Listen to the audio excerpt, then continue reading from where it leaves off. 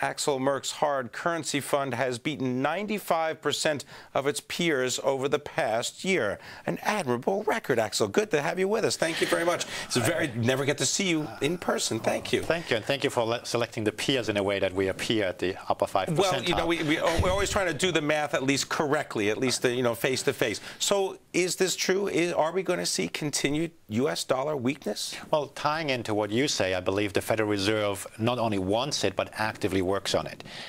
If you listen to what Bernanke has testified in the past in Congress, he has said that one of the key ways the U.S. got out of the Great Depression was to go off the gold standard to allow the price level to rise. He wants a weaker currency. He thinks it's going to spur economic growth. He wants to have inflation.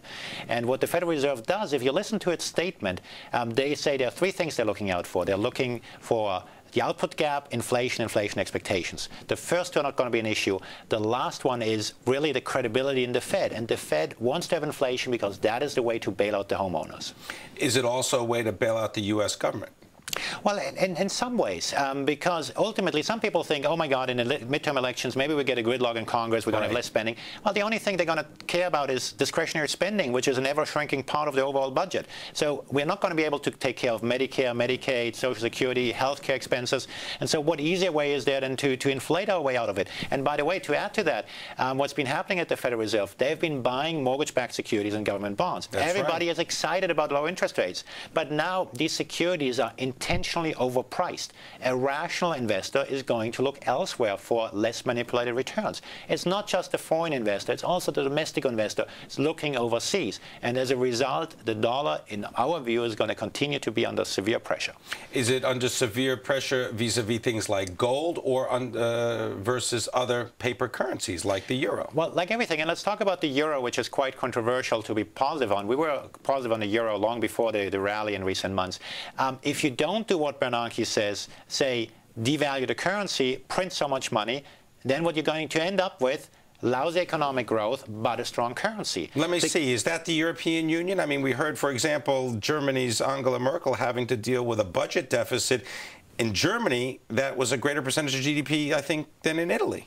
Well, without a doubt, they all have challenges, but let's talk about that.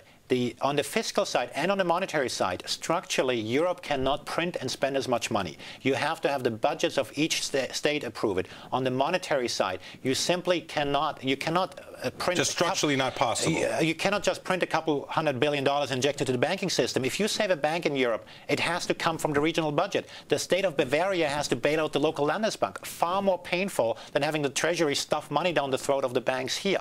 And so it's going to take longer for the recovery, but as far as the currency is concerned, the euro is going to be far more stable, aside from the fact that the European policies, in my view, are the more robust ones. They have these 12-month liquidity programs. They can phase that out. In the U.S., we have a huge structural issue in the type of balance sheet the Federal Reserve has created. So do we get kind of a slow bleed in the U.S. dollar, or do you actually foresee that we could get some major moves in the dollar going lower? Well, in my view, it's a question of risk, of what can happen. And I like to quote the predecessor of Trichet, the head of the European Central Bank, Wim Duisenberg, who said once in 2003, we hope and pray that the global adjustment process will be slow and gradual.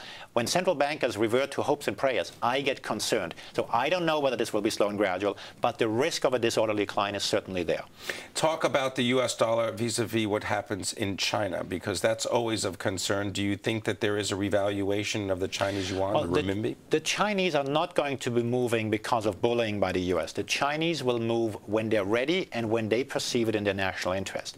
And they will, in our view, move once inflationary pressures at home become too severe.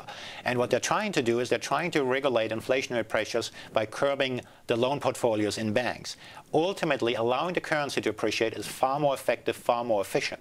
And the Chinese have been moving in that direction. The Chinese have now a good regulatory infrastructure. They have many trade agreements to deal in the yuan. They've now started to issue yuan-denominated bonds, and just today... That's right. I mean, even in inter-Asia, I mean, this is where they're trying to make trade happen in their own currency. Exactly. And the latest move is today they published that they may resume their gradual appreciation process. Don't forget the Chinese are concerned about a strong currency, because if you're not used to that, it's very disruptive to business. But they are moving in that direction, and in our view, it's going to happen sooner rather than later.